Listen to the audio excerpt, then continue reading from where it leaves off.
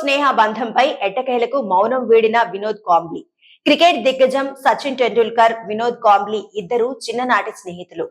Mumbai school cricket స్థాయిలో ప్రతిభను చాటి ఇద్దరు ఒకేసారి వెలుగులోకి వచ్చారు. ముఖ్యంగా ఫిబ్రవరి 24, 1988న హ్యారిస్ షీల్డ్ ట్రోఫీలో శారదాశ్రమ విద్యామందిర్ తరఫున సెయింట్ జేవియర్స్ పై వీరిద్దరూ రికార్డు స్థాయిలో 664 పరుగులు భాగస్వామ్యాన్ని నెలకొల్పారు. దీంతో ఇద్దరి పేర్లు దేశవ్యాప్తంగా మార్మోగాయి. చిరస్మరణీయమైన ఈ ఇన్నింగ్స్ తో ఇద్దరు పిన్న వయసులోనే భారత జట్టులో అడుగుపెట్టారు. సచిన్ కాంబ్లీ మధ్య స్నేహబంధం ప్రస్తుతం అంతంత మాత్రంగానే ఉందంటూ ఊహాగానాలు వెలువడుతున్నాయి.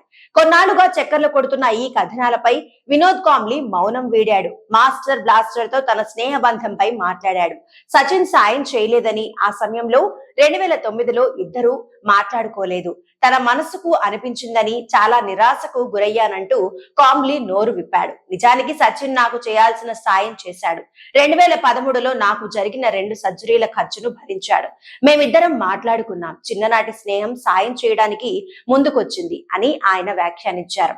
ఈ మేరకు ది వికీ లల్వానీ షోలో కాంబ్లీ మనసు విప్పి మాట్లాడాడు. తన ఆటను మెరుగుపరిచిన ఘనత కూడా సచిన్ కే దక్కుతుందని కాంబ్లీ తెలిపాడు. భారత జట్టులో తాను అనేక సార్లు పునరాగమనాలు చేయడంలో నిరంతర మద్దతు అందించాడని కొనియాడాడు. క్రికెట్ ఎలా ఆడాలో సచిన్ నాకు చెప్పాడు.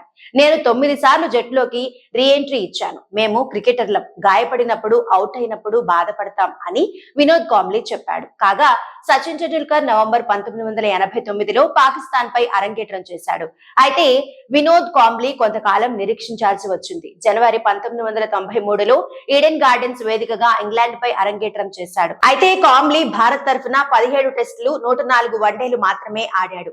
చివరి టెస్ట్ మ్యాచ్ ను నవంబర్ 1995లో కటక్ లో న్యూజిలాండ్ పై ఆడాడు. చివరి వన్డే శ్రీలంకపై అక్టోబర్ 2000లో శారదా వేదికగా ఆడాడు. అయితే సచిన్ టెండూల్కర్ మాత్రం క్రికెట్ లో అత్యున్నత శిఖరాలను అందుకున్నాడు.